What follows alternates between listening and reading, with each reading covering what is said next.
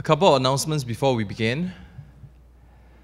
The French and Spanish translations of the Civil Society Declaration is available behind, but there are limited copies, so it's first come, first serve. And please note that these are provisional translations of a previous version of the Declaration. And again, courtesy of the translators who have volunteered their time and services.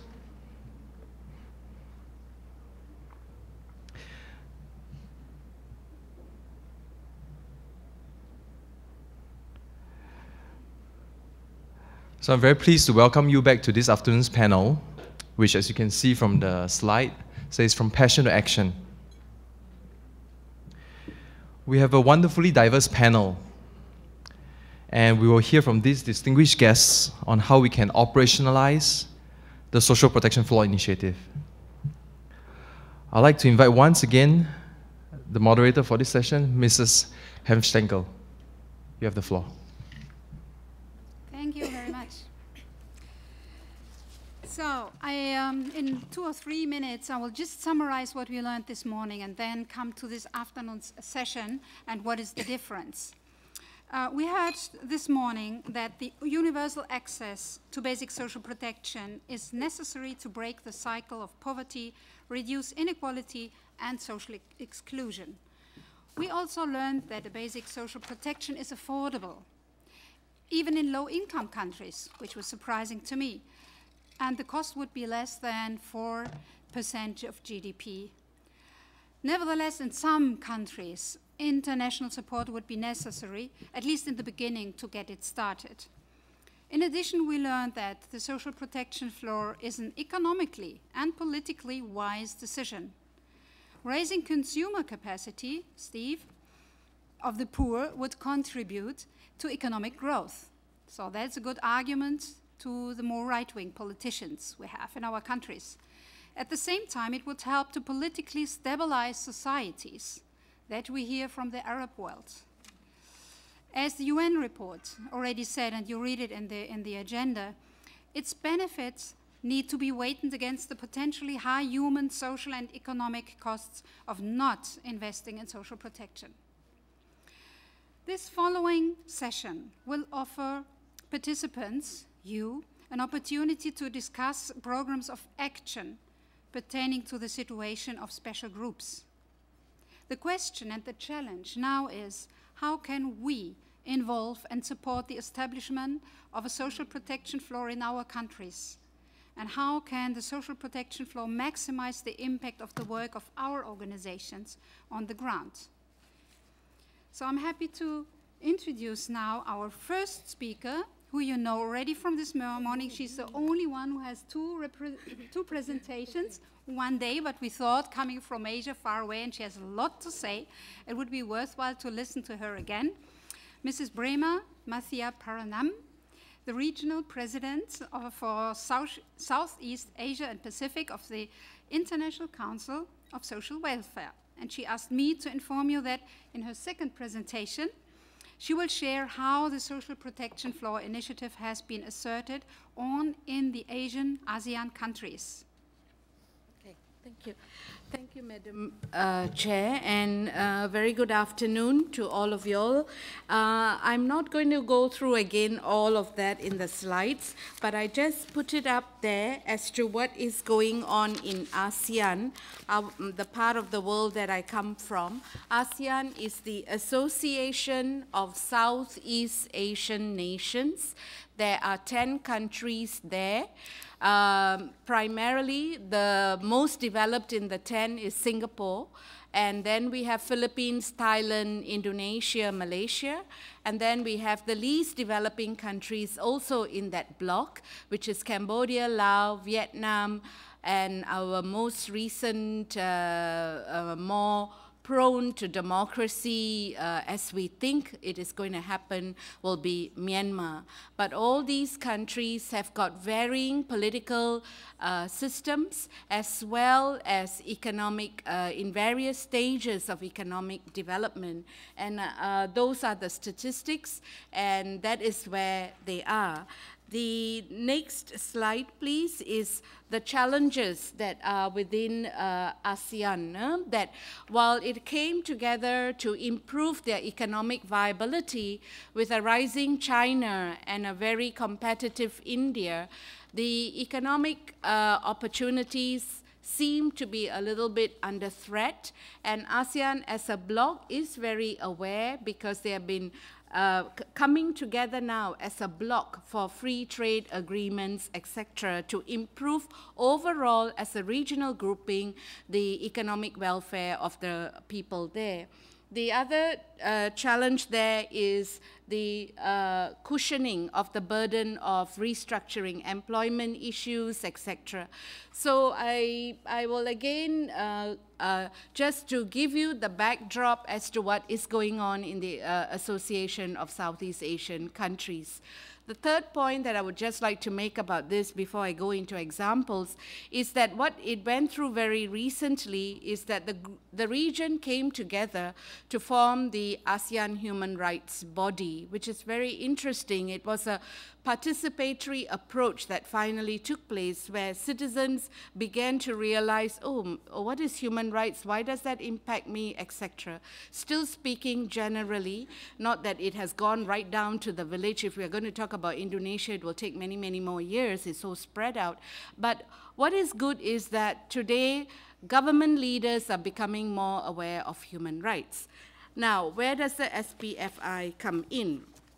From the research that I have before me, which is no longer on slides, what we know is that the ILO has played a very big role in the ASEAN countries, especially the lower developing countries.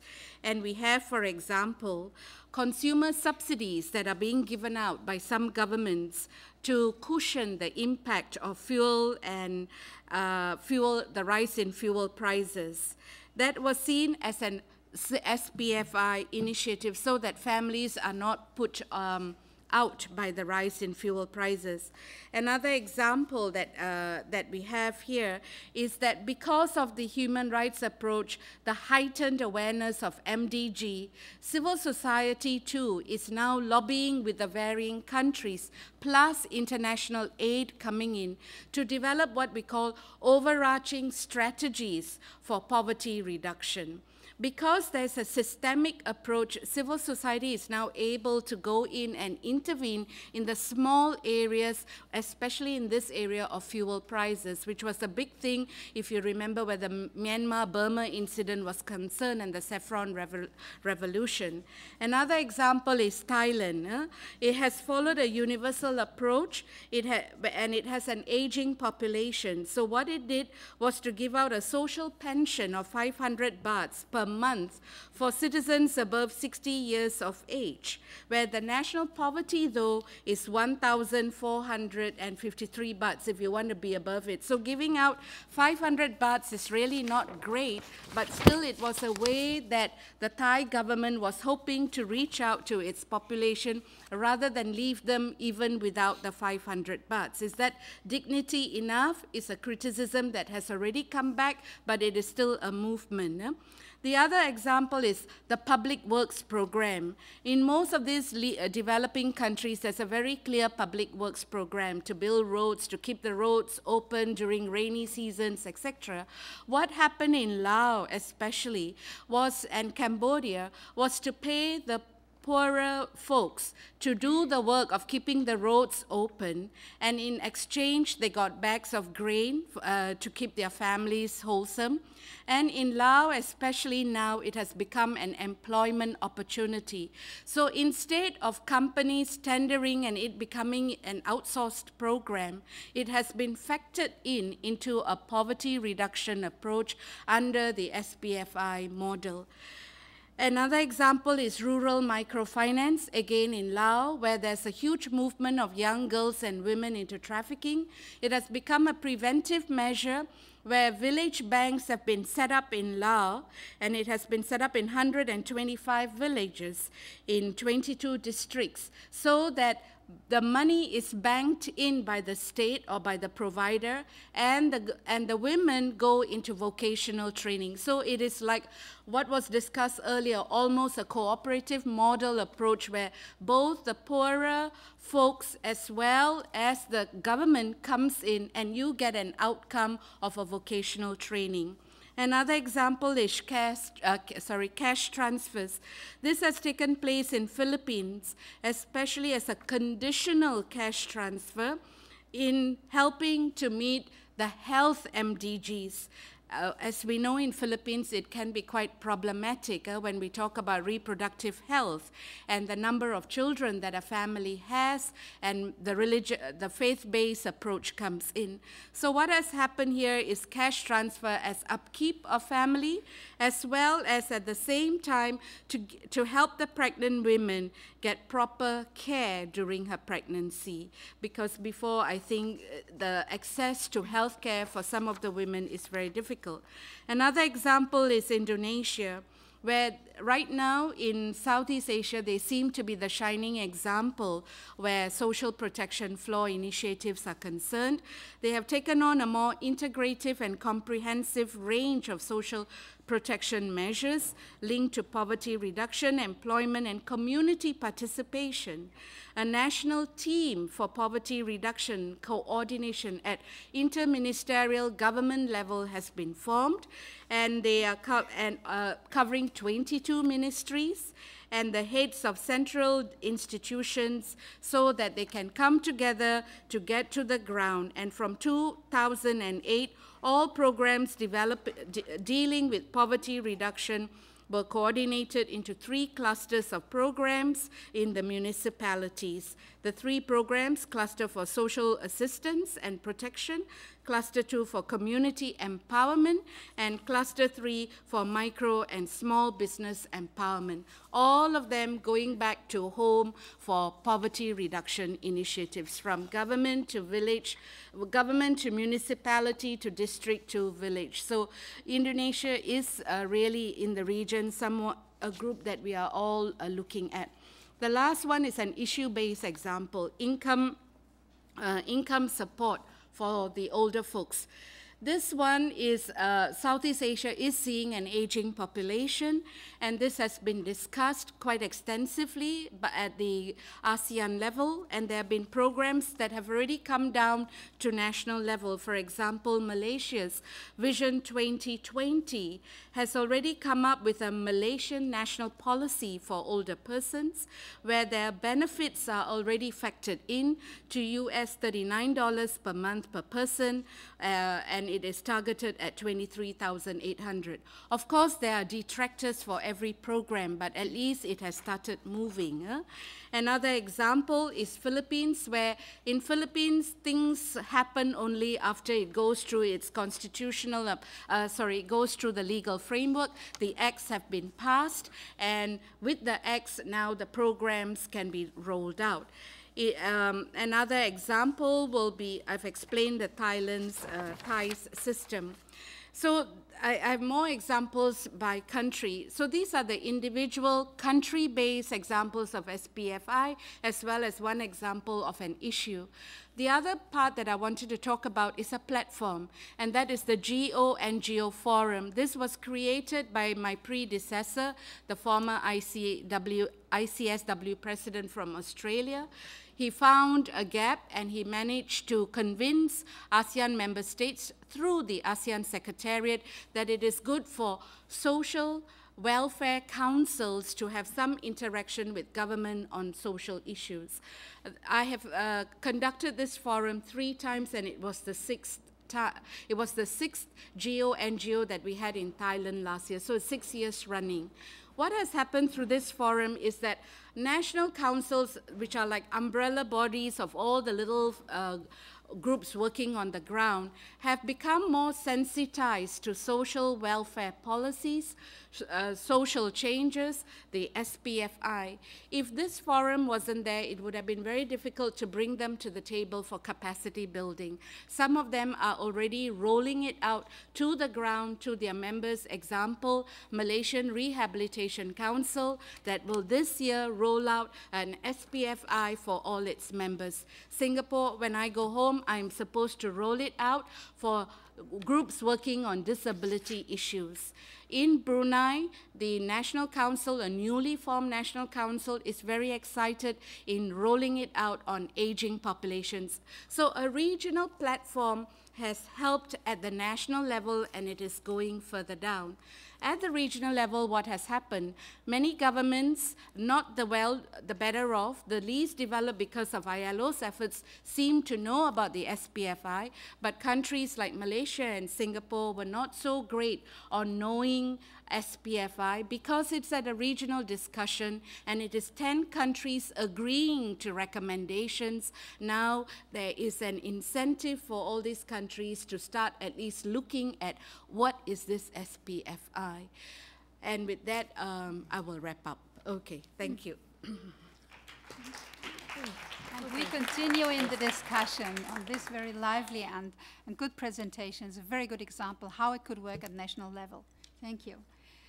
So we come to the next speaker.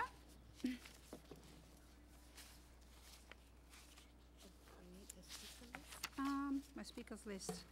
Yes. To you, Mrs. Griselda Martinez Morales. She is a sister of St. Joseph from Mexico.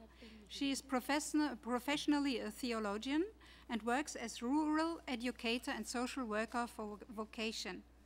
During the last 12 years, yes, Mrs. Martinez Morales has been active in different social projects, migrants, women, human rights, justice and peace issues, etc. Since 2009, Mrs. Martinez Morales is the main representative of the congregations of St. Joseph NGO at the UN. Thank you, Maria.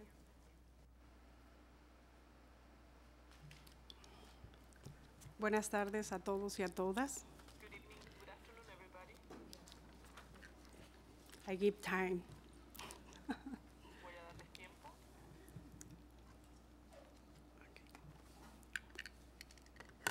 Me han invitado a participar en este panel que, como dije cuando acepté, me regala el privilegio no de ser la voz de quienes supuestamente no la tienen, sino de hacer escuchar las voces a las que pocas veces estamos dispuestos y dispuestas a escuchar. Así que a nombre de esas voces, les agradezco esta oportunidad de estar aquí en el panel. Para mí hay palabras claves y significativas en el título de este panel, de la pasión a la acción. Pasión y acción me ubican casi de inmediato desde donde quiero y me propongo plantear la iniciativa del piso de protección social como una herramienta válida, necesaria y desafiante. Y por supuesto, desde el tema prioritario de la Conferencia de Desarrollo Social, que es la erradicación de la pobreza. Comienzo por decir que la disminución o la erradicación de la pobreza exige la implementación de una base esencial: justicia, respeto a los derechos humanos de todos y todas, conciencia de la dignidad humana, relaciones equitativas, leyes y políticas éticas. Esto en cualquier programa social hará posible que los vacíos y las distancias sociales y económicas se acorten efectivamente. Esto hará posible un real empoderamiento de las personas sin distinción y respetando las diferencias. En estos tiempos de múltiples crisis globales, tener la iniciativa del piso de protección social como una valiosa herramienta para alcanzar el buen vivir de la humanidad es extremadamente necesario. Como ONGs, hemos apoyado la campaña de firmas de la iniciativa del piso de protección social y seguiremos promoviendo esta iniciativa. Pero parafraseando a don Pedro Casaldáliga, yo digo, Se puede y se debe ir más lejos, yendo más cerca y más adentro. Por eso quiero plantear hoy los desafíos en la implementación de esta iniciativa de protección social. Algunos gobiernos no solo aceptan y promueven esta iniciativa como valiosa y necesaria herramienta para disminuir la pobreza, sino que se están comprometiendo en ella y hacen esfuerzos por implementarla en sus respectivas realidades nacionales. Ya hay logros, incipientes pero los hay. Podemos tener acceso a reportes y estadísticas, tanto de agencias de Naciones Unidas como de gobiernos nacionales, que muestran que es posible implementar esta iniciativa. Sin embargo, no podemos conformarnos con lo que ya se ha logrado. Hay un proverbio etíope que dice, tribu que no sueña es tribu muerta. Así que soñemos con una iniciativa de protección social que realmente empodere a nuestras gentes, a nuestros pueblos, especialmente a los más desfavorecidos. Algunas personas se han expresado diciendo que esta iniciativa podría quedarse en algo como darle un dulce a un niño, es decir, solo como paliativo, pero sin resolver las causas de la inequidad, de la desigualdad, de la injusticia social. Una disculpa a las traducciones. Hago un comentario. Quiero ejemplificar esto con una experiencia muy cercana. En México, bajo el paraguas de protección social, hay un programa que se llama Oportunidades. Uno de mis hermanos varones recibe esta ayuda. Y su expresión en el rostro el día que me dijo, no sabes lo humillante que es para mí ir a recibir esta ayuda.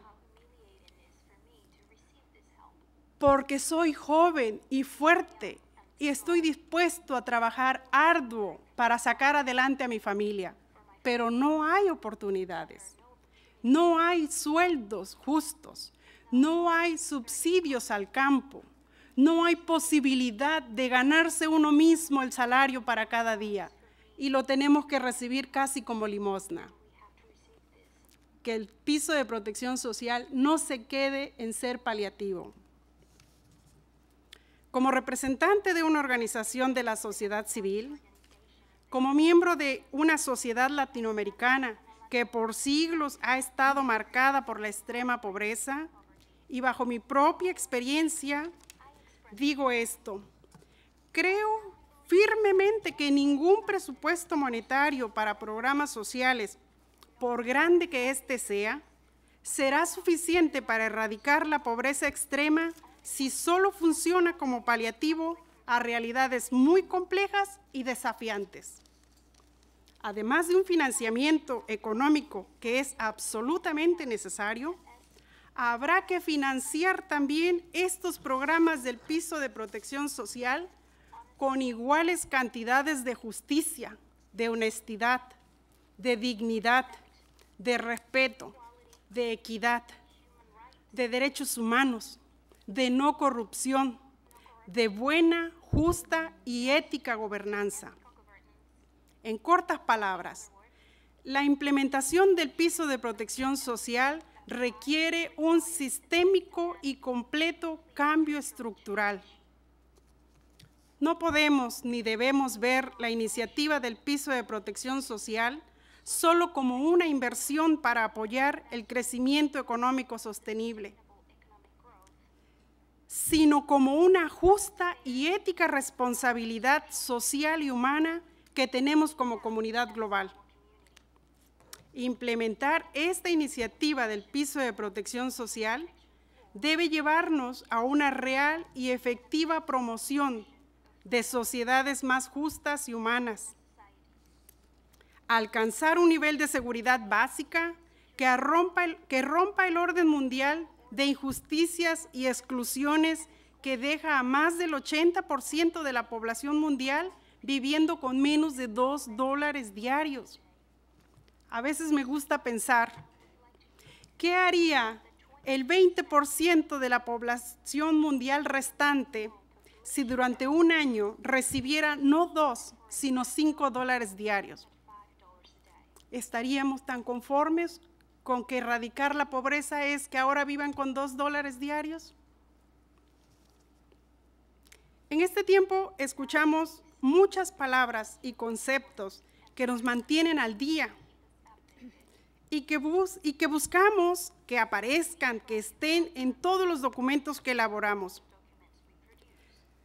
Si tan solo nos esforzáramos y nos pusiéramos al día, nos comprometiéramos en humanización, en armonización con nuestra Pachamama, con nuestra Madre Tierra, si nos hiciéramos cargo ética y responsablemente de la salud y sustentabilidad planetaria, lograríamos sociedades más justas y un buen vivir, que no es vivir mejor. Algo más sustentable para hoy y para las próximas generaciones. Como sociedad civil, como miembro de una gran mayoría excluida, la invitación es: soñemos, actuemos. Será maravilloso ver el piso de protección social siendo implementado por muchos de los Estados miembros en sus realidades. Y en nosotros, nosotras, ONGs y sociedad civil, desarrollando y aplicando herramientas de evaluación a ese piso. Muchas gracias por escucharme. No hay recetas. Simplemente no perdamos la oportunidad de ser parte de esta iniciativa en algún nivel.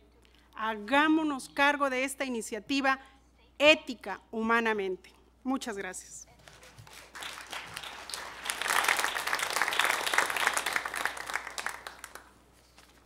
Thank you, Griselda, for another strong statement. And it reminds me of the message of the Social Summit in '95.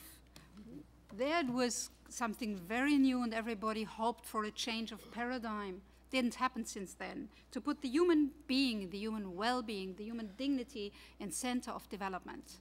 So let's keep in mind that for the later discussion. And with that, I hand over to Mrs. Sylvia Bieles.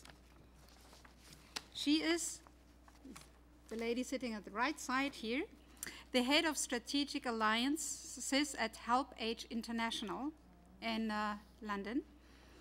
She is development and human rights specialist, and she gained wide program and policy experience with a range of non-governmental agencies, including Christian Aid, the World Council of Churches, Amnesty International, and Save the Children. Since 1999, her work is done with a range of government, UN, and civil society partners. From 2005 to 2008, Mrs. Bieles gave input to Help Age's Africa continental-wide social policy program, Investing in Social Protection in Africa, an initiative done in collaboration with the African Union Social Affairs Commission, which also led to the Africa Civil Society Platform on Social Protection. Ms. Bieles works, or her work embraces climate change, social protection, rights, citizenship, and the MDGs. Good afternoon, everyone. It's a privilege to be here, but I have to say I am here in place of the Executive Director of the African Civil Society Platform on Social Protection, who couldn't get here because of visa problems. So we need to reflect on that in our globalizing world, how to enable those who need to be speaking on platforms get to them. Anyway, I'm very happy to be here too, though, because there's an issue which we need to think about in terms of the Social Protection Floor Initiative, because it is the only initiative which is dealing with risks across the life cycle. It's the only initiative which is looking at not only life cycle, but discrimination and exclusion, and as a response to risk and shock experienced by millions of people across our globe.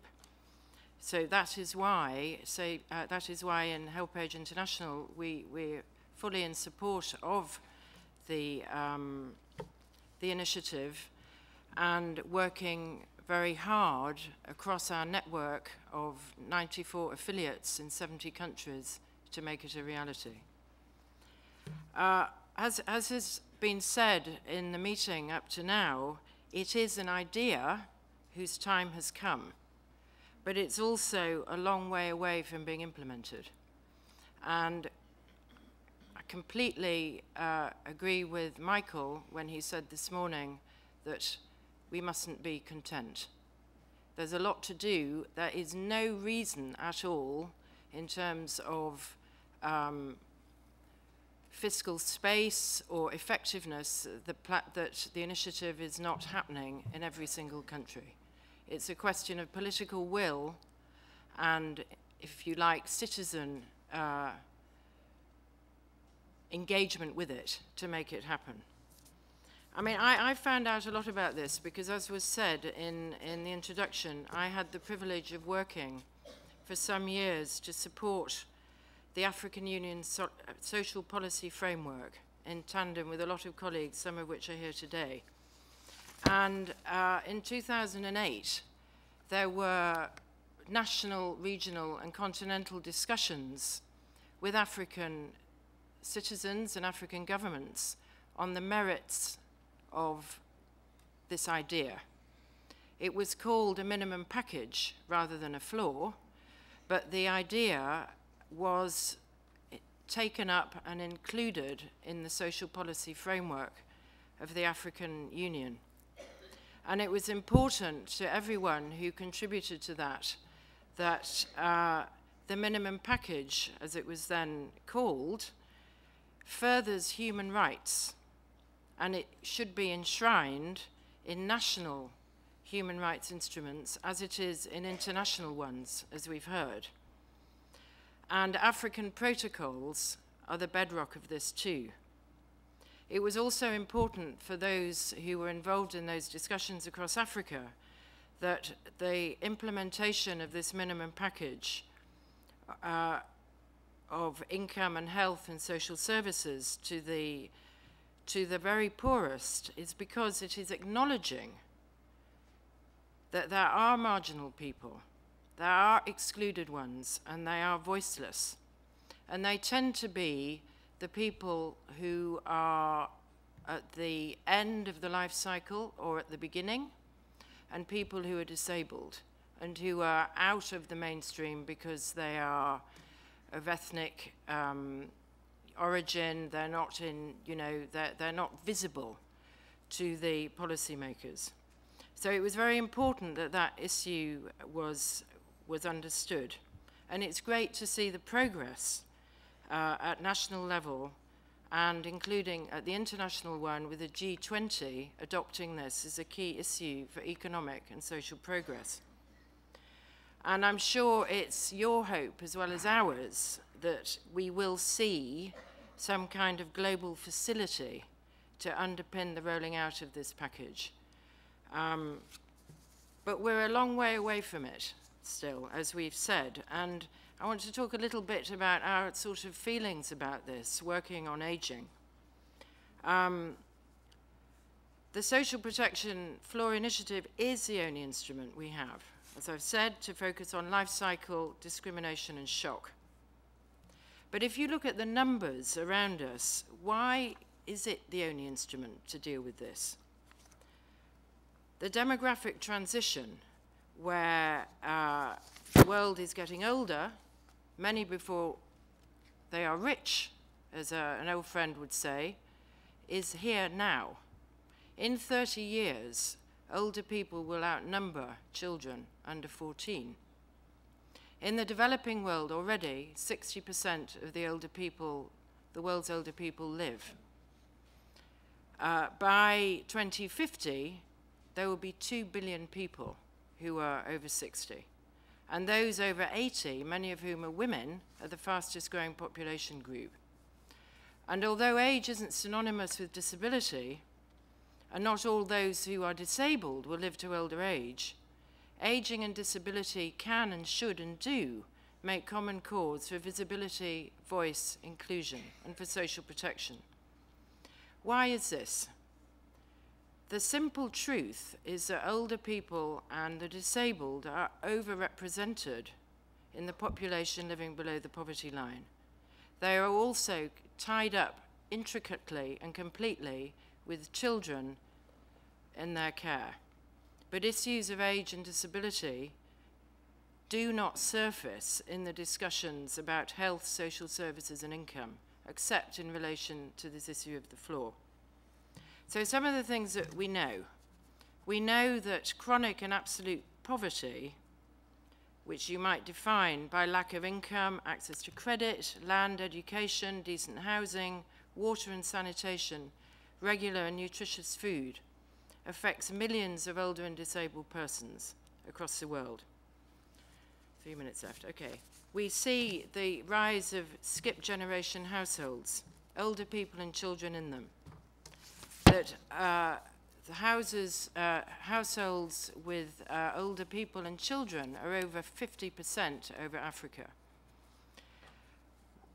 We know that the struggle with disease, non-communicable disease, is borne in the main by older people, and dementia is already affecting between 5 to 10% of the over 70s worldwide.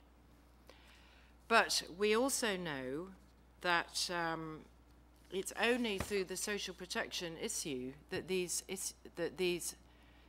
questions get discussed. So what's happening? Along with fiscal space and political will, we are aware that there's an absolute lack of data on old age and disability. There's a chronic data void. We're facing a huge blind spot, a missing dimension of huge proportions. Policymakers are operating with skewed figures. The data sets which are used to define whether people are poor don't record data directly from those who are under 15 and between those who are over 50. Why not? Because they're too young, because they're too old. Age shouldn't be problematic. Disability might be an issue because of definition. And we feel that this is not just crazy, but it's actually a human rights violation. And we feel it's very important that this commission take this issue on, and that this NGO committee accept that aging and disability must be part of what it does. So I just want to end by describing the work of a man called Tilahun in Ethiopia. He has developed and fronted a survey of older homeless people in Addis Ababa. This was done last year. 93% of the people surveyed had chronic health problems. 51 said they had no family support. Ethiopia is a country examining the floor. It is a country which is a donor darling. It's a country which accepts this absolute destitution of the old and disabled on its streets.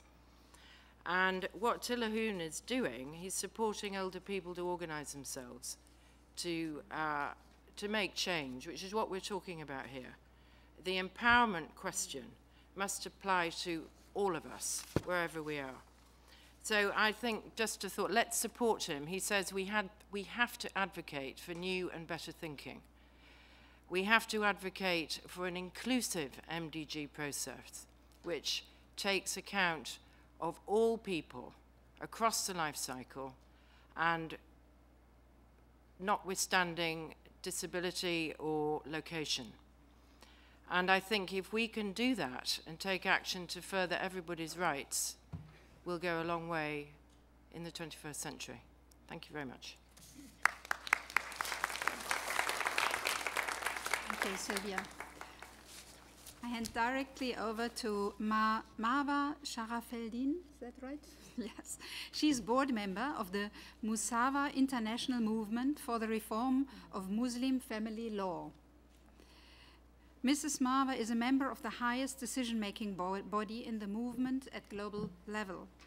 She supports the Secretariat and provides strategic guidance to the Musawa movement building, knowledge building and international advocacy activities undertaken by Musawa advocates, NGOs, and the Secretariat worldwide. She is involved in the implementation process of the Musawa framework of action from all its perspectives: international human rights, progressive interpretations of Islamic legal tradition, constitutions and laws, and the lived realities of Muslim families. From 2005 to 2007, Mrs. Marwa was co-founder and project coordinator of the Network for Women's Rights Organizations in Egypt.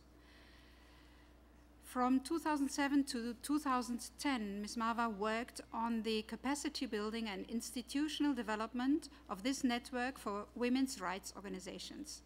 She supported coalition building process of women and women's rights in Egypt aimed to reform family law.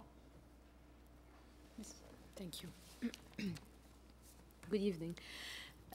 Today I will try to very quickly talk about two case studies from Egypt on social protection floors. The first one is regarding women's rights activists and organizations, and that is an example which I present to you from before the revolution, the work they did before the revolution. And the second case study, I hope I have time for it, is regarding youth groups which formed after the revolution, and I'll talk a bit about their experience with social protection floors. So, the first case, women's rights. Egypt has been a signatory to the Convention on the Elimination of All Forms of Discrimination Against Women since 1981. This case study, I will mainly focus on the juncture that takes place between international human rights law on one hand, local religious laws on another, and how these two connect when it comes to social protection floors in local contexts. So as I said, Egypt has signed and ratified the CEDAW Convention, and if we take the CEDAW Convention as a basic minimum that is set for social protection for women regarding health, education, work, and so on, you will realize why it was an important resource for women's rights activists before the revolution to use in their work. Now, the Egyptian government, when it came to sign the convention, it put several important reservations on Article 2 and Article 16 and others. Article 2 and 16 are the core, really, of this convention. And when a state party puts a reservation on these two particular articles, something is really, really wrong. Because Article 2 regards changing the laws in the country to make it more equitable for women. And Article 16 is the one dealing with family rights. Now, the Egyptian state put these two reservations on these two articles using Islamic legal tradition as the excuse, saying that because of our state religion, we are not able to follow the requirements in these two articles. Now, what the NGOs did was they engaged with the CEDAW process in a way that was quite intelligent, because what they did was they would write shadow reports, for example, illuminating the inaccuracies in the state reports. But they found that this was not enough. Even when it came to certain articles in CEDAW that the Egyptian government did not have any reservations on, sometimes the Egyptian state would justify its non-compliance to these other articles, again, using Islamic law as the excuse. So what these NGOs realized that they have to do is to start developing a new discourse, a new knowledge project, really, that takes root in human rights, but also in a new Islamic legal jurisprudence regarding women. They realize that many Islamic countries and governments are hiding behind the excuse of Sharia. Whose Sharia are they talking about? Is it the Sharia of Egypt? Is it the Sharia of Saudi Arabia? Or is it the Sharia of South Africa? You know? And from there, they started to develop this new discourse. Why am I talking about all this here?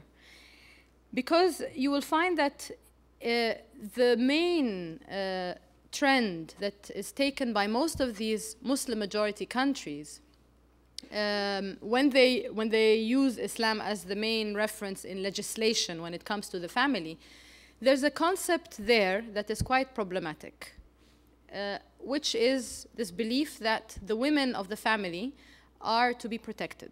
The women of the family are to be the followers of the men. The men are supposed to take care of these women. And this is all reflected not just in the social practices, but also in the laws. So when it comes to social protection floors, for example, you would find that men have a right to council housing, especially if they're maintaining a family, whereas the women in female-headed households do not, because they are not fully recognized as leaders of the household.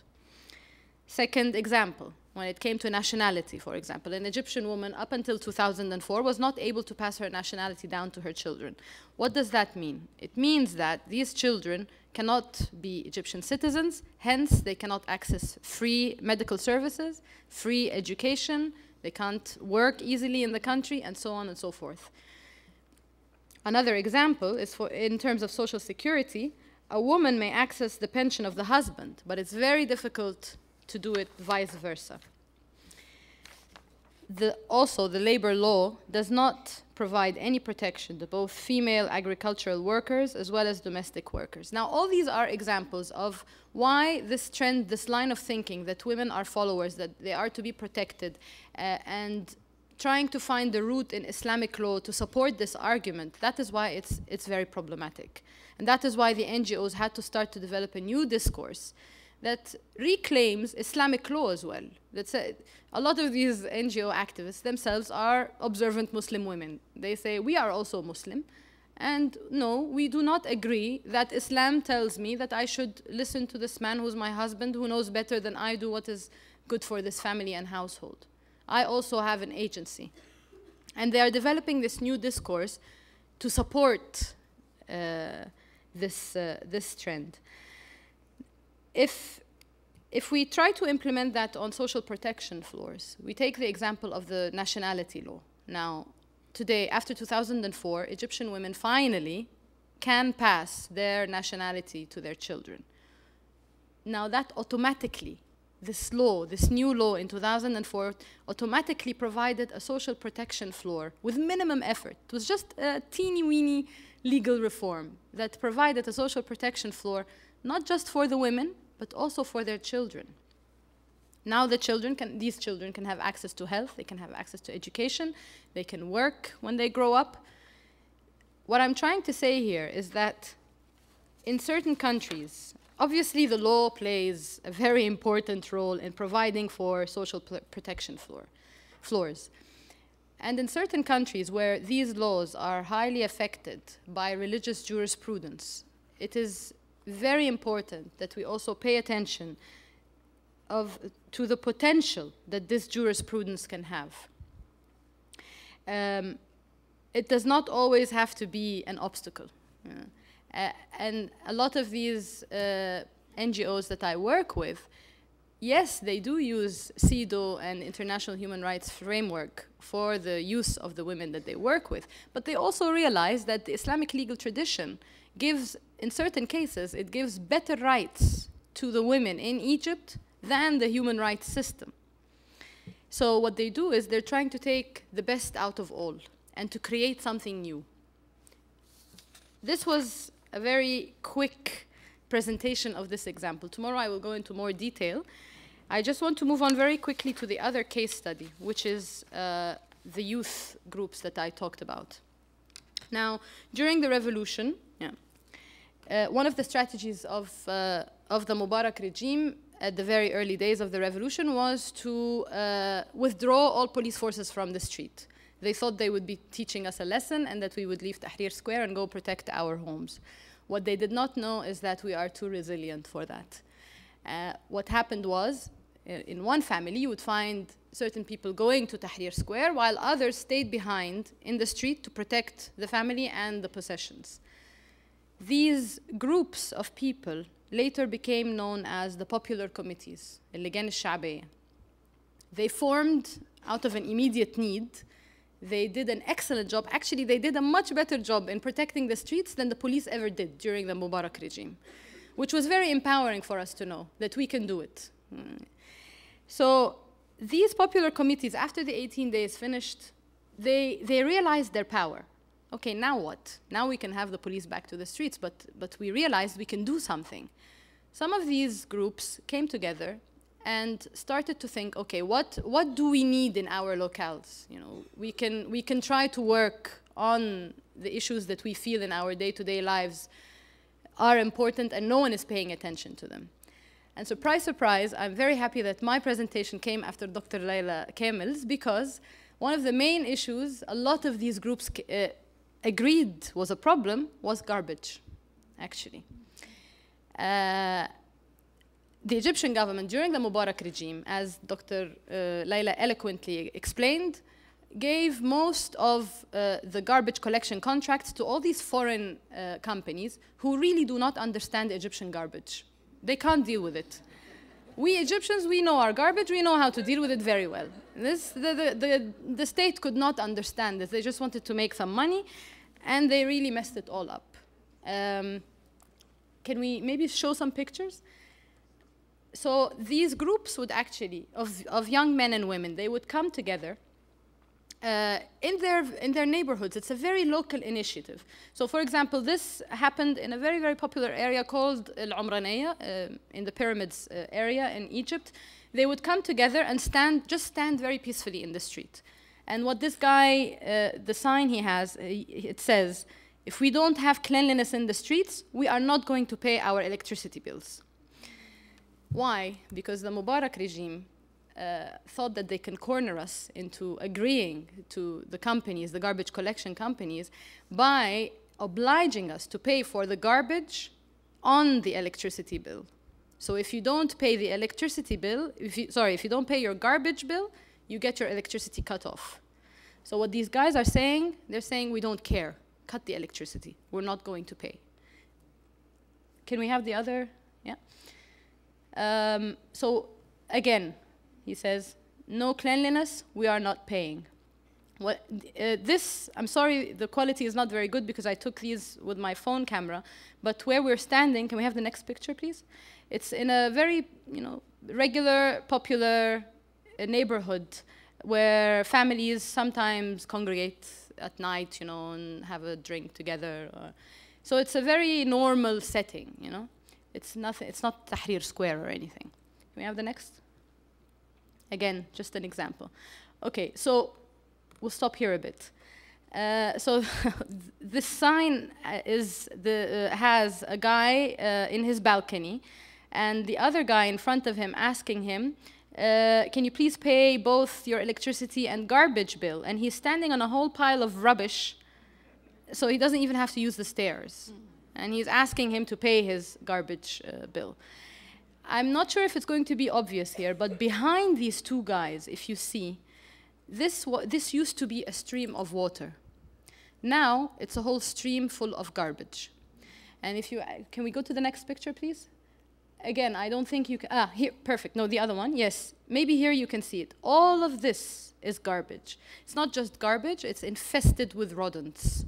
So you can imagine the kind of health hazard this is, rats. Yeah. It was quite an ugly sight, actually, to see. And this is the everyday, normal life for a lot of people. I mean, the garbage collection is not just a nice, quaint, nice-looking thing to ask for. It affects health, it affects nutrition, it affects many things that are quite important. So what these young people are trying to do is to come together, put pressure on their local councils. These local councils who previously did not regard us as citizens with rights, rather as nuisances. And they would first go and talk in a very nice way to the local council. Usually the local council does not listen, like Dr. Laila explained. Now, after the revolution, people feel more empowered. So they immediately take action. One of the actions they would take is to collect this garbage in big bags and go and dump them in front of the local council. And sometimes in the affluent areas don't have this problem, of course. You know, the garbage is collected daily, very efficiently. If the local councils do not listen, the next step is we're going to take this garbage and we're going to dump them in the affluent areas. So other Egyptians are forced also to join hands with us and work with us together. So what I'm trying to show through, and I have to wrap up, through these two examples, is that people are taking matters into their own hands now. I mean, social protection floors are very, very important. They are not anymore a luxury. And it's not really up to us or the governments to agree to them. At least in Egypt, whether we like it or not, they will happen. You know? People are pushing very hard. People from below are pushing very hard. As my colleague here said, they are able to dream. They are able to dream. They are able to be innovative and creative in finding solutions. And I was really touched by the story you told us about your brother, actually, because this is a story shared by millions around the world, actually. And in Egypt, when the situation became too tight, these same millions decided to have the biggest SPI initiative to set things right again. We had a revolution. So that's the coming SPFI, revolutions. Thank you.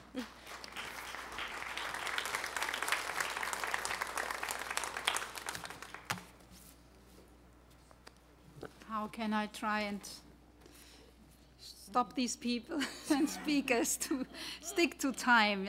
This is an impossible task, so forgive me that.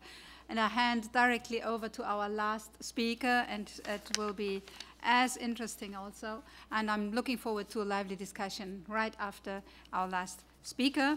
This is Mr. Bankir Namazi. He is an independent CSO activist coordinator and coordinates the Pro-Poor CSO initiative. He's a founding member of the Iran Local Development NGO Resource Center.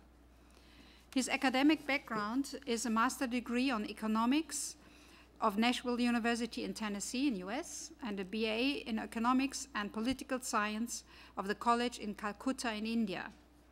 Mr. Namazi was member of the board of the Baluchistan University, right?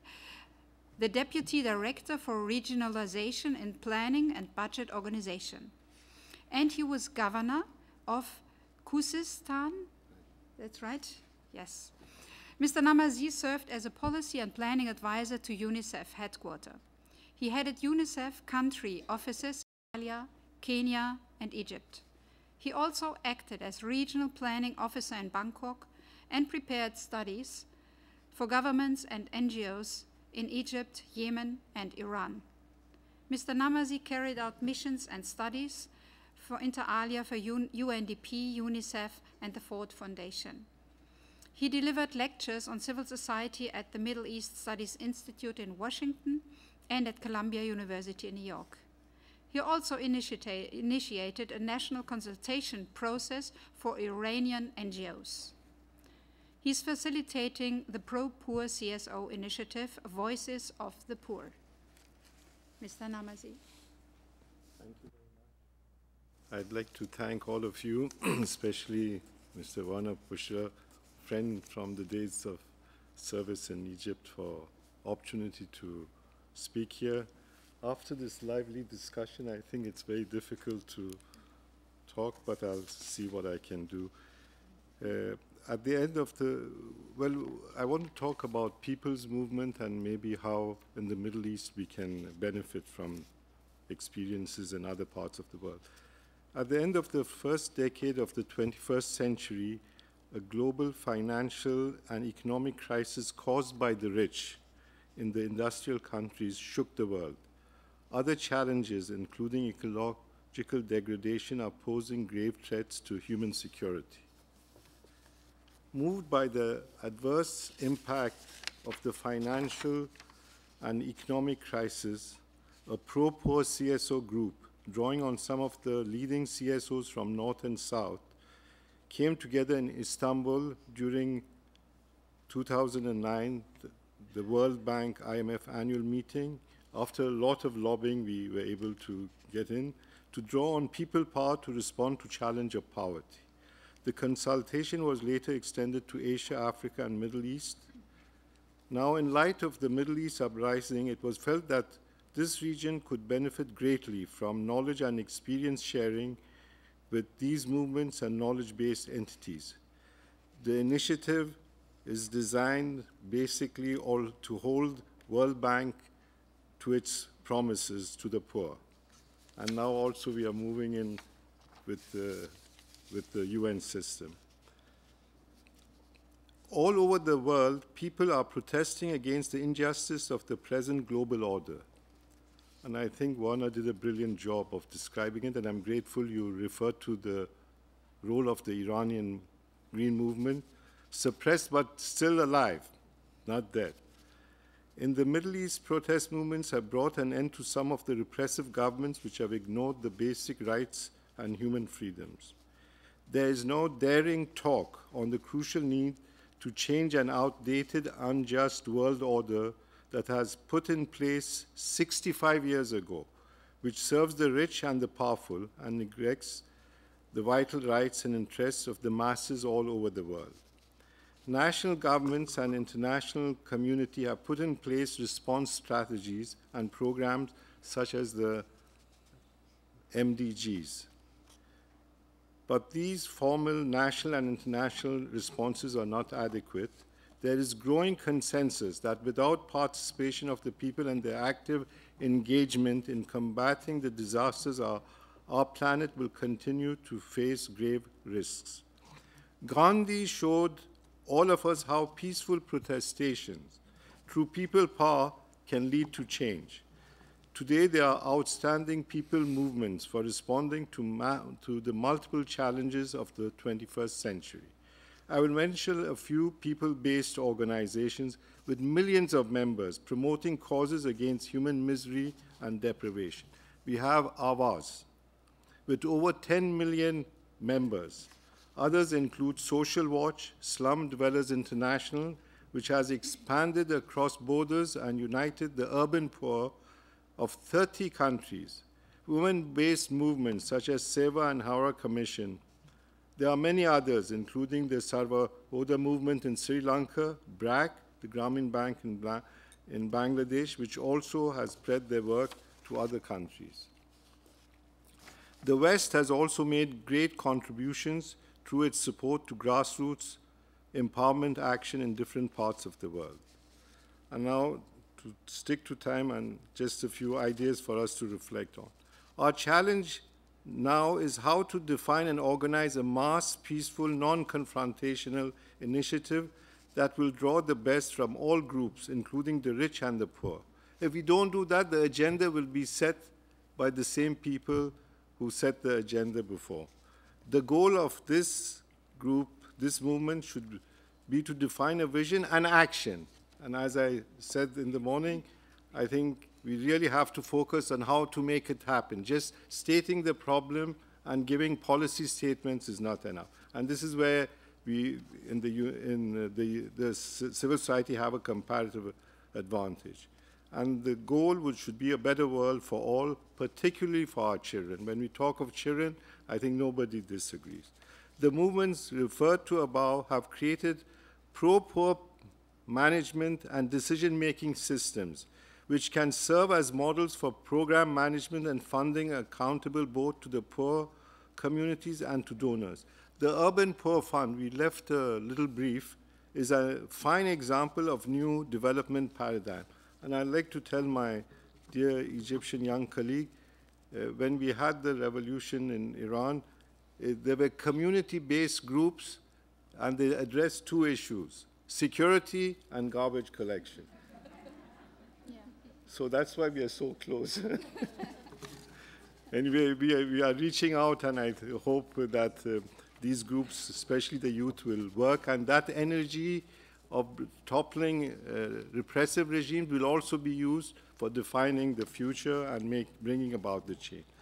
Given the daring spirit shown, and I must say, since I was in the UN, I'm seeing a lot of very progressive ideas and much more daring ideas and talk, even by the UN bureaucrats. So let's look at the positive sides also. So we can dare to dream, to be innovative. Let us think of a grand alliance of the major people-based movements to set the agenda for a new and more just global order that will include the weak and the vulnerable. Perhaps Frederick Ebert Foundation and the UN can facilitate. Let us also cooperate and help create an independent UN-supported platform for hearing voices of the poor. And let us focus on the Middle East region, which really needs, more than any other region, needs this kind of approach, people-centered movement. And I thank all of you, and I thank you again for the opportunity to speak to you. Thank you.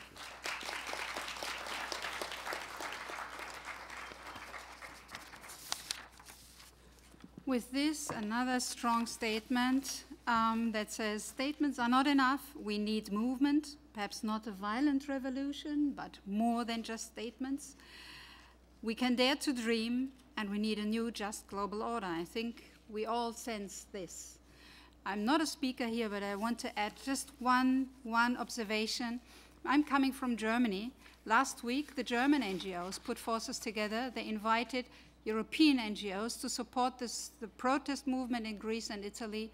They planned something starting in May, demonstrations against the austerity programs in Europe. So, with this, I open the debate and discussion.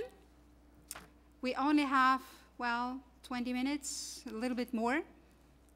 So, and the purpose of it is, what's next? We want more than just an exchange of experience from different regions.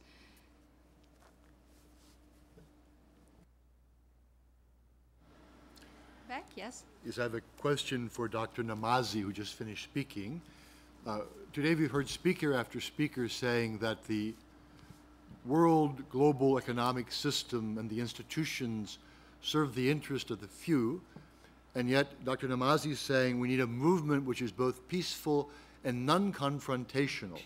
I don't understand how it can be non-confrontational in this situation where the 1% control the 99% and control all the institutions of repression. Thank you.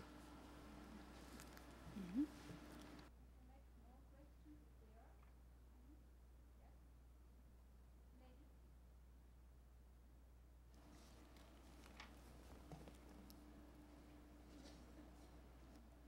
Now, my name is Cristina Napolitano. I work for an NGO, the International Federation for Family Development, and our practical experience is working with parents and families and the family leaders. And we've seen that as families have been traditionally the ones that provide social protection, especially for the children and for the older members, we feel that all the policies that would strengthen the family could help eradicate poverty.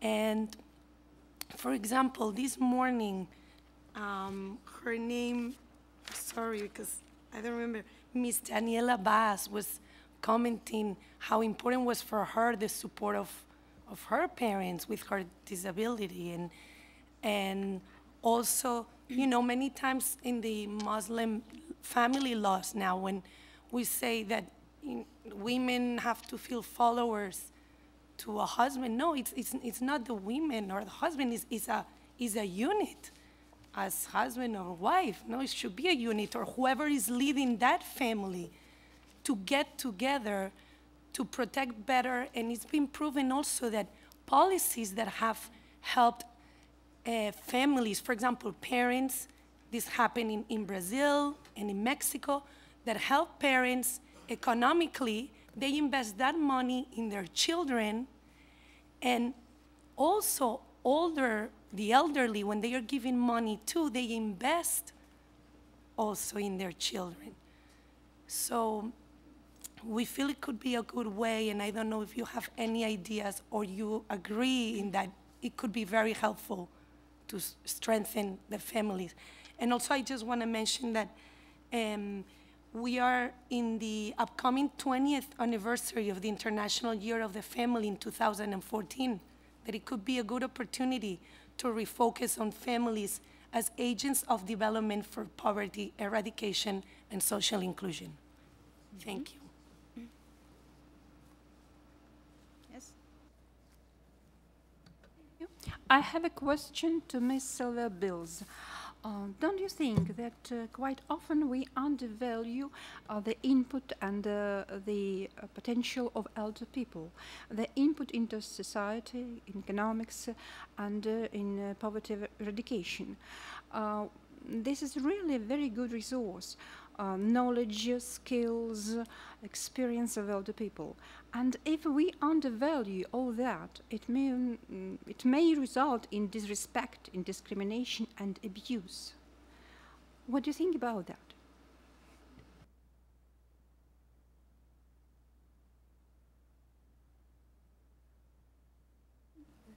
Oh, yes.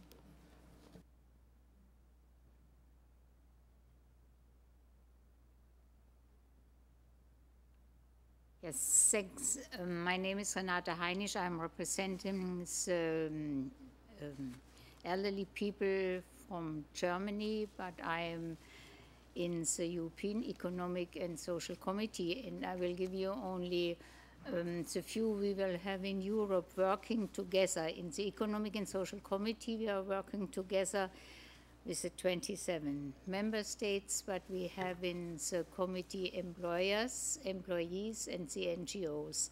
And I think that could be a very good example working on the basis, bringing together employers, employees, and the NGOs. And we have the challenge that we will work only in partnerships, in research, in every field. And the European year, this European year is a European year for active and healthy aging, and therefore we have the dialogue of generations. And for me now, 40 years ago, I begin to be responsible for children in schools and the parents. Now I take together with the parents, the grandparents, and I think if we have this partnership and dialogue of generations, we can go on forward better than we have done it in the last years. Thanks.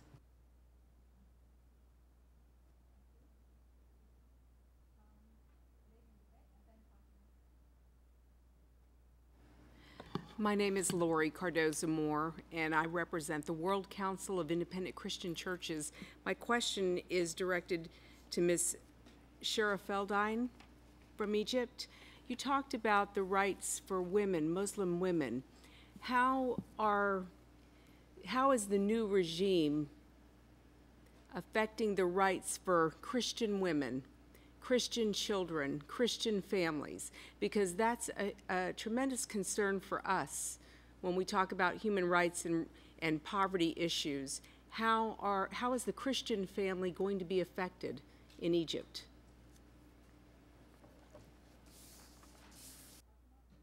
Then you. Good afternoon. My name is Fatima Rodrigo.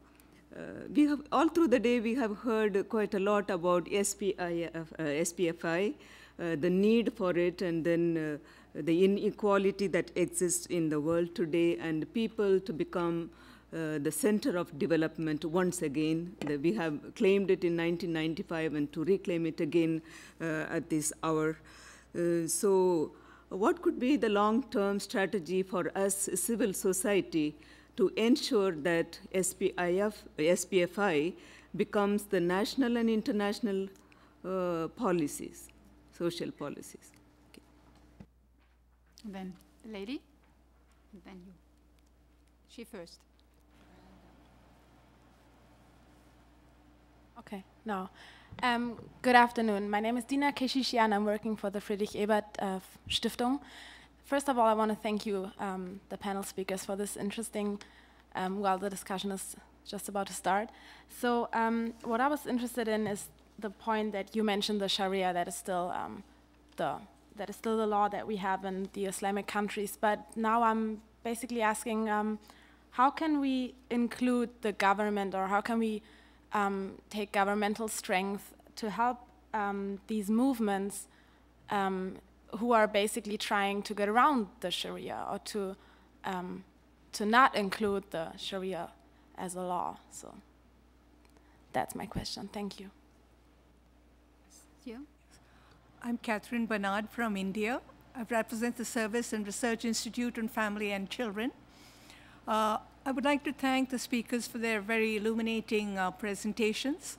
And I would also like to particularly thank the ladies who spoke, 2 or 3 people before me, for her intervention on the family.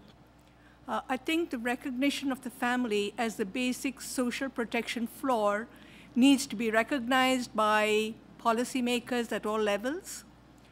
The reason being that family breakdown is a major contribution to continued and continual poverty, because most often women become the main breadwinners for the family. And 2, dysfunctional family life is a drain on the socioeconomic resources of the country. So I would really make an ardent appeal in preparation for the second anniversary of the International Year of the Family. Family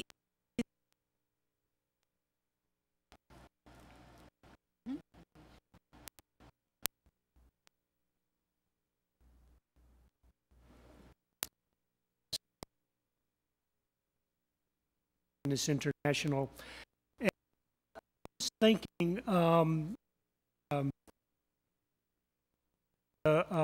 brought to mind this point. When, I won't say when, but when we realize we still have a problem pressured institutions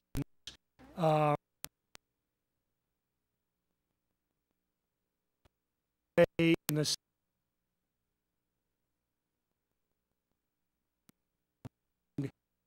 to comply pressures, financial pressures. I'm thinking particularly of the example when they entered into the North, a number of the local farmers, their own corn and crops were put out of business and forced to migrate to the cities in order to support their families.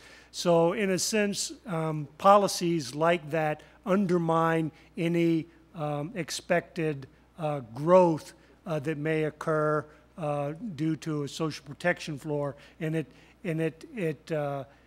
creates the need, the necessity for a floor.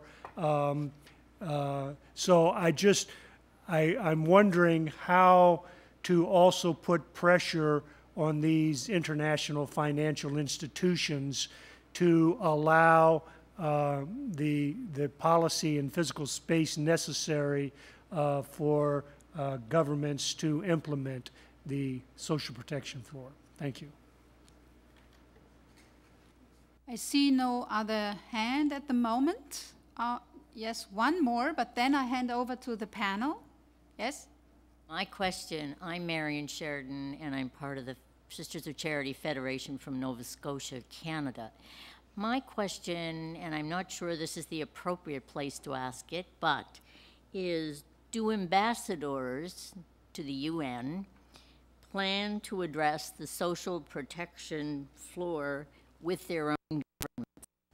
There was some talk this morning about how the whole system is helpful, and that question really, I think all levels need to work at this, and there is something in place there. So if someone could help me with that, I'd be appreciated. Thank you. Okay, thank you. Now we start with Sylvia, so, and then we go this order. Thanks. That was really interesting, all the comments and observations. I mean, one of the things that was said by the very last speaker on the panel, kind of, you know, about the vision. And somebody spoke about a platform of the voices of the poor. Well, you know, I think that's really important because we have to listen and take the time to hear what people are saying. And so if within the slum movement, I don't know about the slum movement personally, but are all those who live in the slums participating in that movement and represented? Are the old ladies in there who are picking up the garbage? Are the disabled people in there? I mean, you know, we need to think about this. And those of us who are involved with these things ask the question, who is outside? And let's bring them in. And that's a new way of thinking.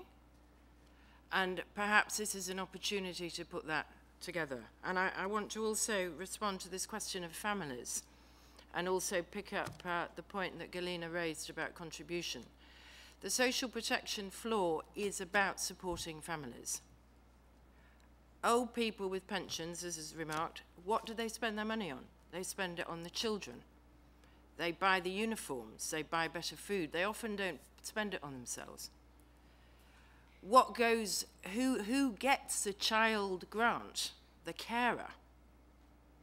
So, you know, unless people have regular income, unless they have a secure sort of access to health, their families are in a mess. Skip generation families, what are they? They're with old people and children in them. We must find a way to recognize, count, and support them. So I do think it is about a family thing. And yes, you know, let's put it in the year of the family 2014. But don't forget that this year is the review of the Madrid Plan of Action on Aging. And that talked about a society for all ages. 10 years ago, this was agreed. And very little has happened. Partly because people don't think about aging. And yet we're all going to age. We don't want to die young. We don't want our children to die young.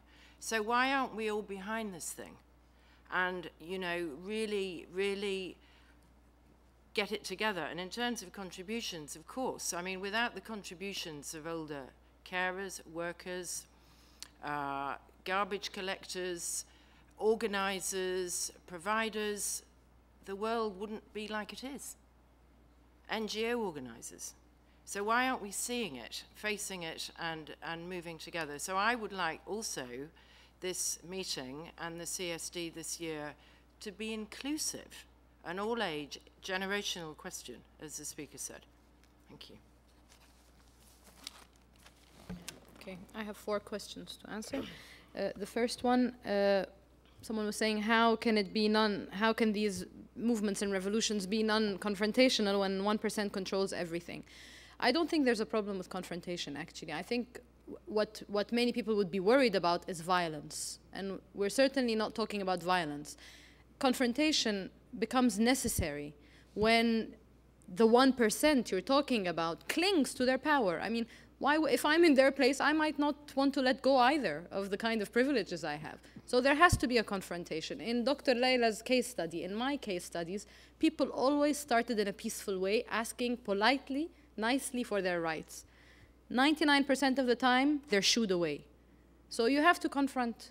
And what we're trying to present here are creative ways of confrontation. Let's not be afraid of confrontation. Confrontation can be creative and good, actually.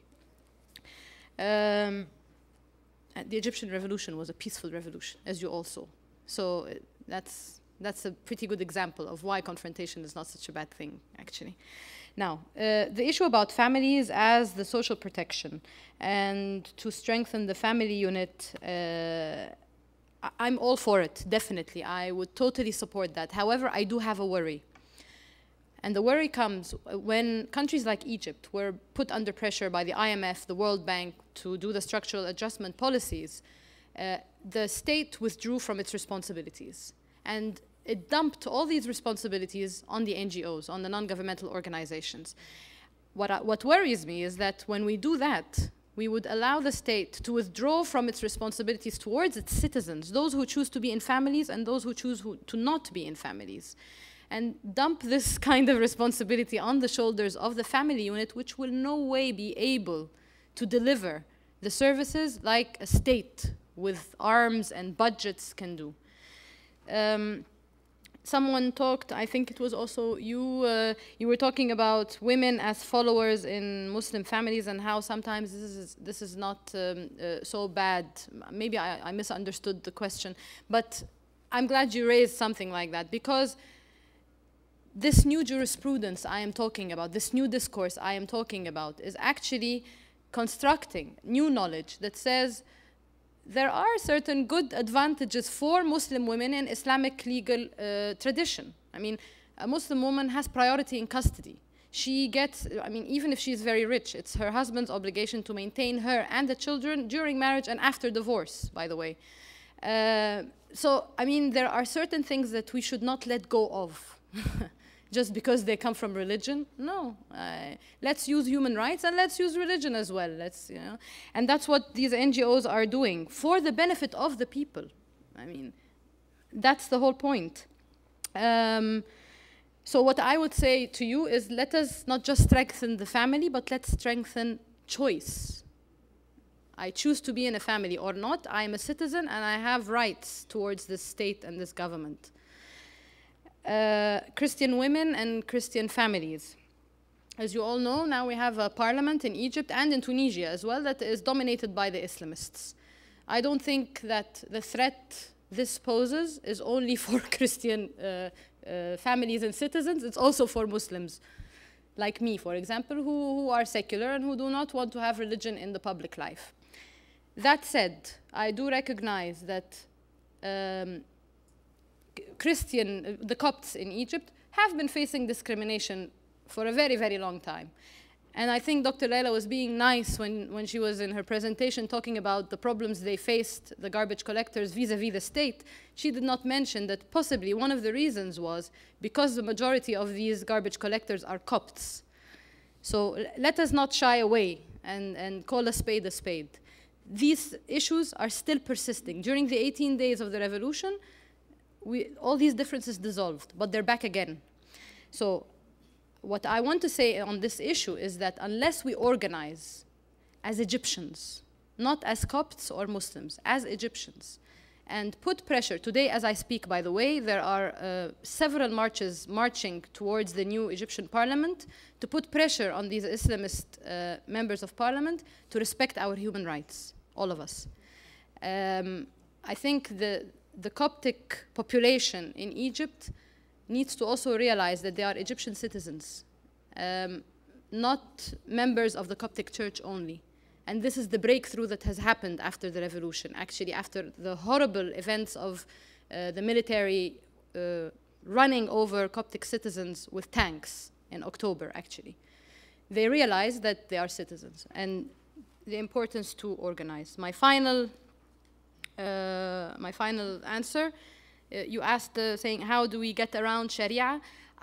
Allow me to transform the question and say instead, how do we work with Sharia? Because a lot of people living in Egypt, whether they're Muslims or Christians, by the way, they find a lot of strength and sustenance in their religion. They don't want to get rid of Sharia. They don't want to go around it.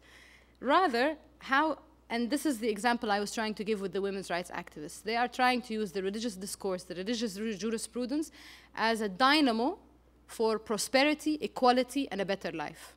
This is the question we need to be asking. Thank you. Sorry for taking too long. No.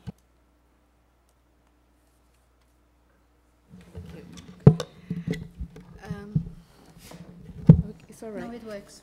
Oops.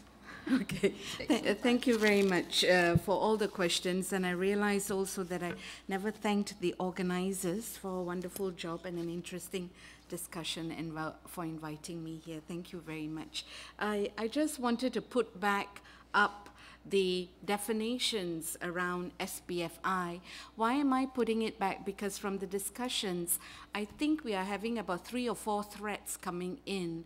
One is movement building, one is issues of revolutions, and one is the whole basic core of SPFI, and all interrelate. I mean, if I don't have access, what I have in red over there, if I do not have access to essential services, I don't have access to health, I don't have access to education, and I'm tired of listening to the 1% elite telling me it's coming, I will embark on a revolution. So it is interrelated, but I just wanted to delineate our discussions a little bit, because the SPFI is a fundamental rock on which CSOs need ourselves, we need to premise a lot of what we need to ask for in terms of essential services for all, universal access in many areas for all, and no one should be discriminated against. So I've just put it back as a refresher,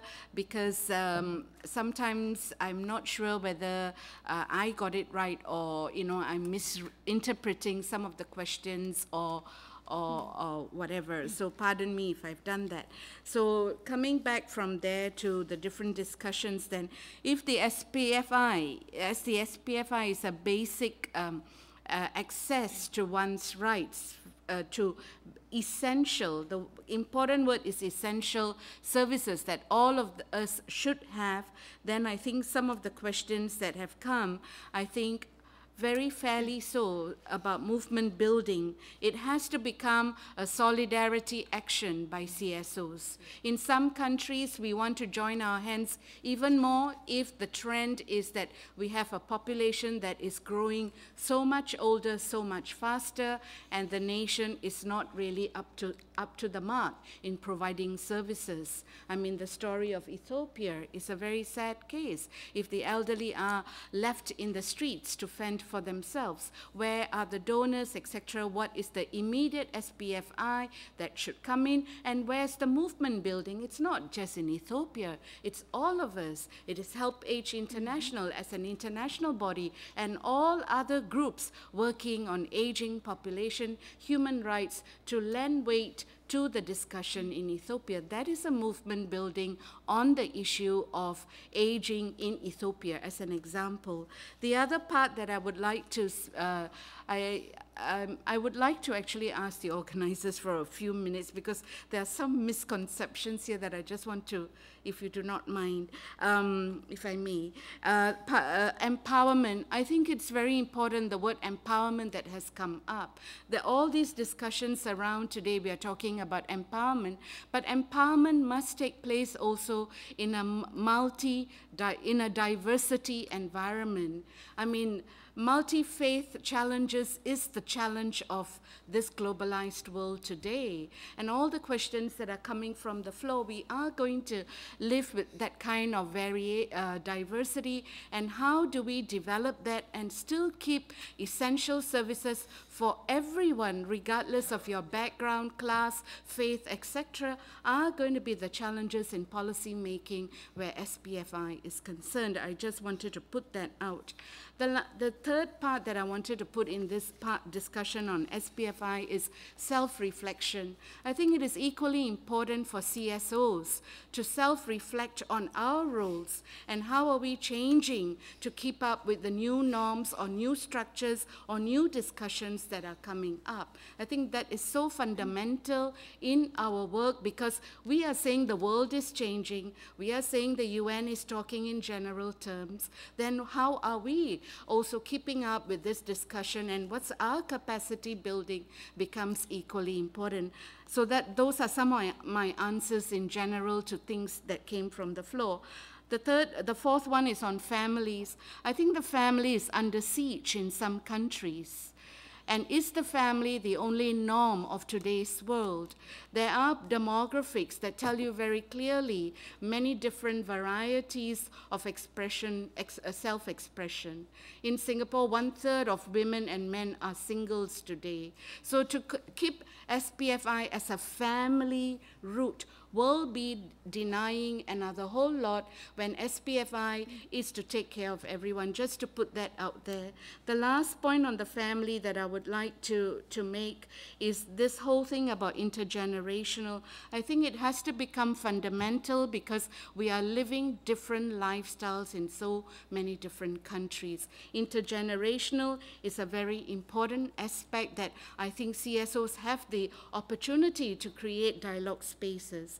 On Sharia, I'm sorry, I have to bring this up. I'm from Singapore, and we have reservations because we have a Muslim community, and we are secular. So that's the way the penny drops on human rights issues. And Sharia law, it's an interpretation of how you wish to see the principles within which the Quran is interpreted. So it is very hard to put a one-size-fits-all, and it is CSO that has to lobby because it affects a lot of Muslim women. And when I talk about Muslim women in Singapore, in Mindanao, in Aceh, they do not have access to so many essential services. With that, I will. She's given me a second. Please wrap up. Thank you. Yeah, thank you. We see there's so much people can tell us and what is it. I'll make a proposal in the end. So I hope the next two speakers can be short. I will speak in Spanish, sorry. Gracias a quienes me ayudan a que entiendan mi lengua materna. Gracias a Steve que hizo esta pregunta, porque creo que nos ayuda a iluminar lo que está en el fondo de lo que yo presenté, que el piso de protección social no debe quedarse en una estructura construida sobre pisos minados. El Tratado de Libre Comercio que se firmó en México hizo extremadamente vulnerable el mundo agrícola de mi país. A partir de ahí, la pobreza se recrudeció.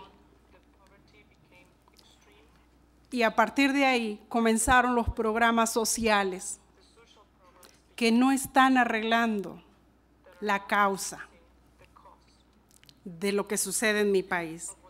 Creo que lo que puede jugar en contra del piso de protección social es el sistema económico global bajo el cual vivimos. Yo insisto que necesitamos un verdadero y sistémico cambio estructural. Si no, lo que podamos construir sobre piso de protección social va a ser una estructura sobre falso, paliativo totalmente. Gracias. Thank you for being short. Great. Thank you. Can you stick to 2 minutes, please? 1.5 minutes. Oh, good.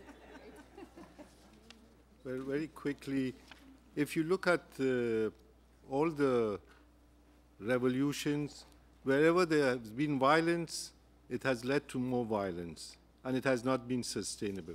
And I think if we study the Gandhi movement, which has even Martin Luther King and others drew on it. So even now, what you see in the Middle East, where it's much more, the population is much more violent, prone to violence than other parts of the world. The younger generation seeing the merit of non-violent movement. About confrontation, I meant violent confrontation, but also the power of persuasion. I have nothing against the rich.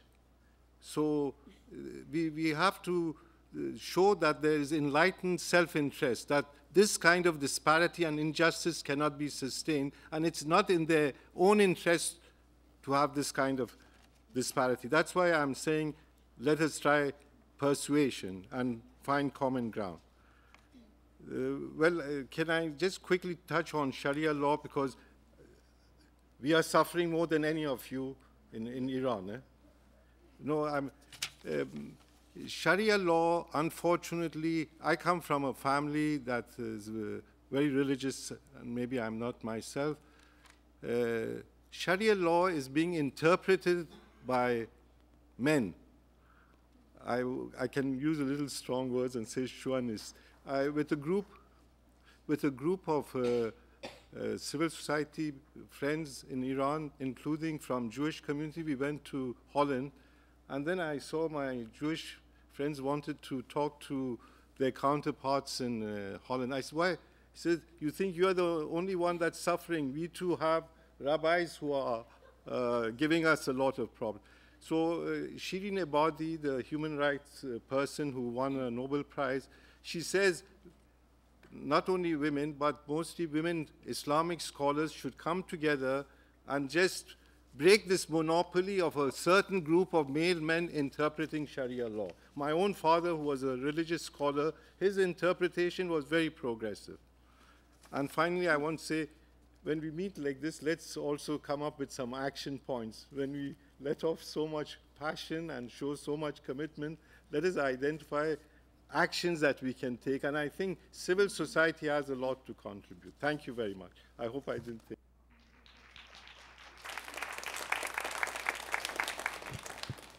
Thank you. That was the right word, action. So I will conclude now, but take the word myself for 2 minutes and answer Fatima's question and some of the other questions and make a proposal. And I hope Winifred will then take it up. I don't know, we didn't talk about it, we just touched it. I learned this whole day that there are 2 levels where we both, well, on both levels, civil society can play an important role. One is at national level. The social protection floor has to be implemented at national level, and there's not one recipe. So there are different forms. Second, at international level. In some countries, it's not possible to talk to governments. So an international movement can help to advance the issue. We have learned from the MDG campaign, from the human rights campaign and declarations and so on. So my proposal here is, I would think it is a pity, would be a pity if everybody goes home. We have such an, challenging panel. I mean, this morning and this afternoon, we come from different regions. I say we because, even in Europe, things are happening, as you know. My proposal is, shouldn't we somehow stay together? There's Skype today, there's email today. Exchange not only our views, but also our experience, and help to push us at national level. For example, what I learned is that the first step is to build NGO networks. Go home, look at the key stakeholders in civil society who work on the same issues, who are like-minded, make a meeting, Skype, telephone together, do things there, and have an evaluation. What is the situation in your country, right? And after the evaluation, talk to your government. We have examples. There we need your advice or your examples, and build a platform where you talk to governments. We had some proposals also to some ministries, youth, family ministries, social ministries, and advance the issue in political way. That's one level. The second is international level, and here we have a lot of NGOs who are representing their organizations or even networks at the UN, who have liaison officers. Why not creating a social protection, whatever, task force working group of NGOs, which is composed not only by the social commission people, social committee, also by the financing committee and the sustainable committee. The purpose would be to advance this issue within the UN and come to a campaign. I talked to some people during the day, and we remembered how the MDG campaign was brought about. It was a movement, a feeling, it was something vague, but then it was adopted in Monterey first. And there it was a vague information campaign, nobody knew what is it about, NGO pushed hard for it to get the sentence in. In the end it was agreed, Kofi Annan took it up and gave the mandate, used this agreement and mandates to UNDP to launch the MDG campaign, which was a big help in those countries who cannot do it by themselves. So that would be a model, and I have to finish, I know. We have the Rio summit this year, and we have in 2013 the Financing for Development Conference. 2 opportunities to advance that issue, talk to governments here at the UN, and proceed this issue. So that's my proposal, and I finish and close here with this fascinating session. Thank you.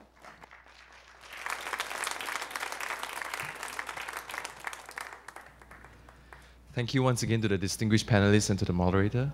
Thank you.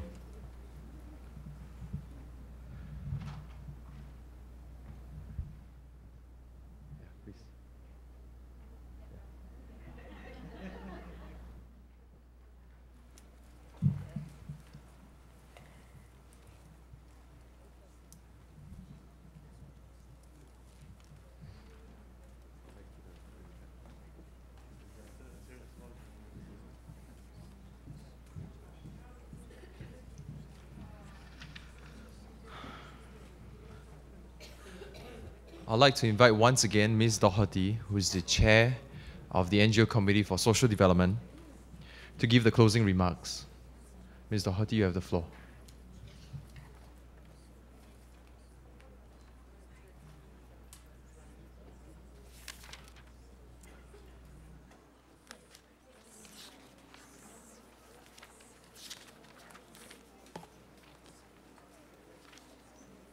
So we are almost at the end of our program,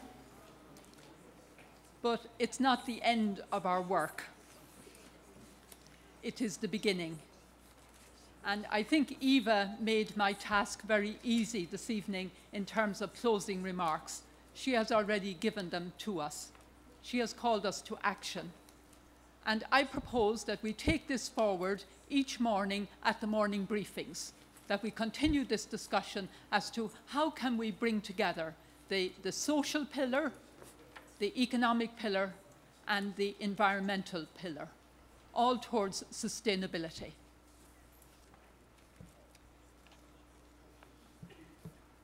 I think it's very clear from the various presenters today that the Social Protection for Initiative is possible, but it needs a push from civil society, and that is needed now more than ever. We are the people here who can build the momentum. Our target is 1 million signatures by June. The challenge to us all, to myself and to you, is can we do it? And yes, we were told by Isabella, we can do it. So 1 million signatures in support of the social protection floor by June. The Commission begins tomorrow morning, and we can take action and advocate with the Commission for the implementation of the social protection floor at national level and at international level. It is in the civil society declaration about military spending. We heard the question raised from the floor earlier this morning.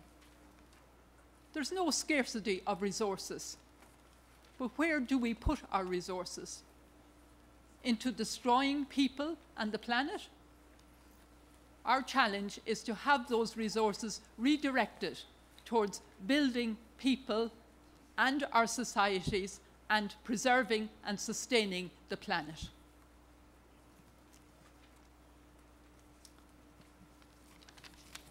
I think with those few words, it is now time to thank everybody who contributed to today's forum. I think it was a very worthwhile discussion. I think we had a very broad range of experiences from many areas of the world. I think the questions begun to be surfaced. I think the next 2 weeks we have time to continue the discussion and bring action forward. So to everybody who is here, I wish to say a sincere thank you. To the panel members, thank you. I think the range and the, both in terms of theory and in terms of practice.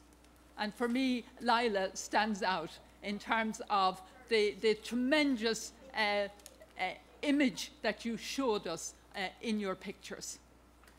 For me, I felt I was present as you were working. And I think this is a call to all of us. We heard the word empowerment. I think that is a key word in terms of empowering people, helping them to take responsibility for their lives and to move forward. To the Civil Society Forum Task Force, we would have no day today without the work that they did in preparing this Civil Society Forum Task Force. And to the task force chairs, I say a very special thank you to Diane and Ming. I think you should stand up and take a bow. Thank you.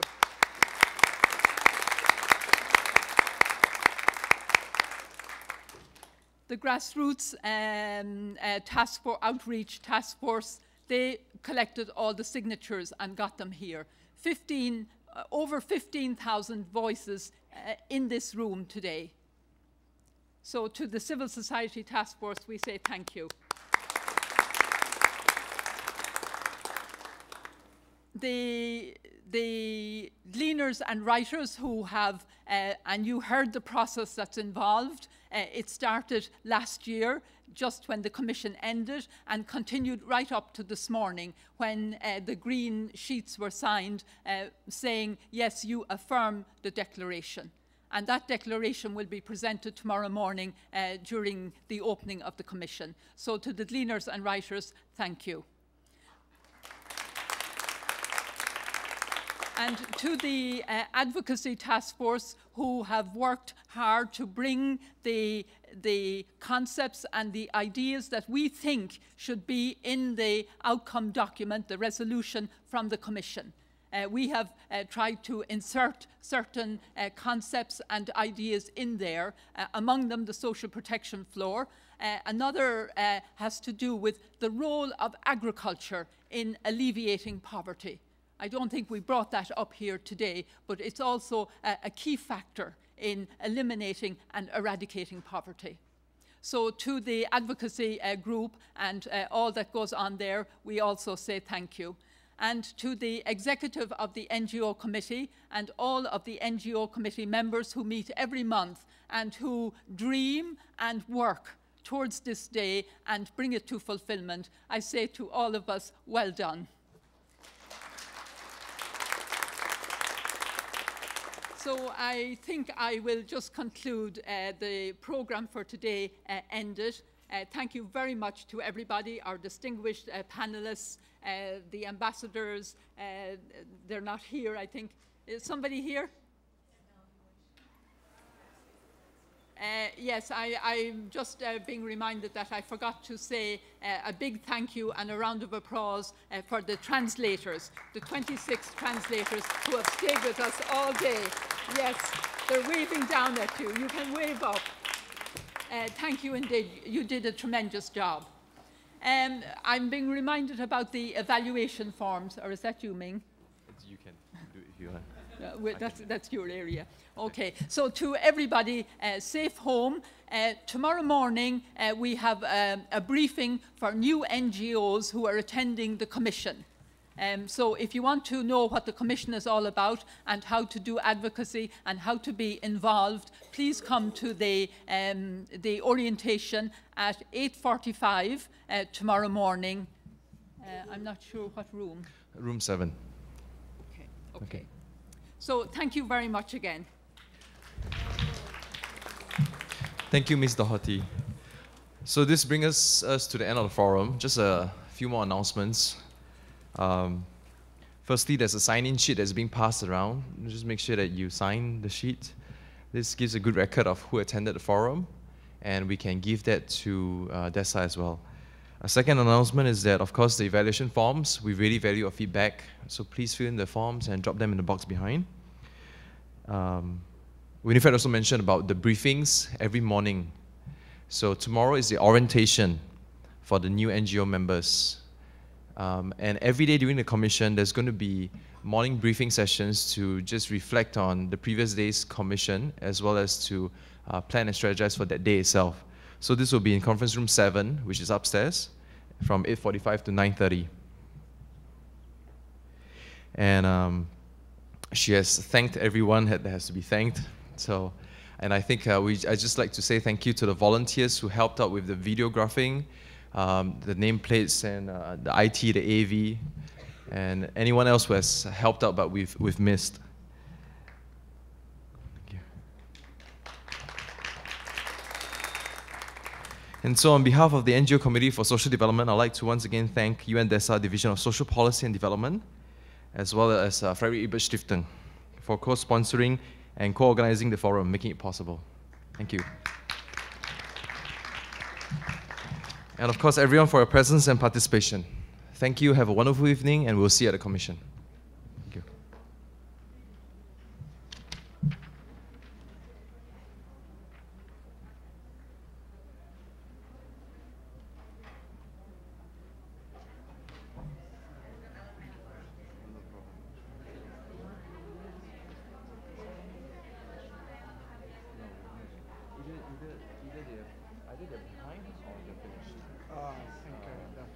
I looked at the beginning of the meeting. Okay. In any case, they are recording the event. Okay. So it will be available as an archive on the UN webcast. Okay. You're from which mission? French mission. French mission. Maybe if you can, I can send you the information once it's up. Yeah. Do you want me to bring your mail? Or you can just send me an email with your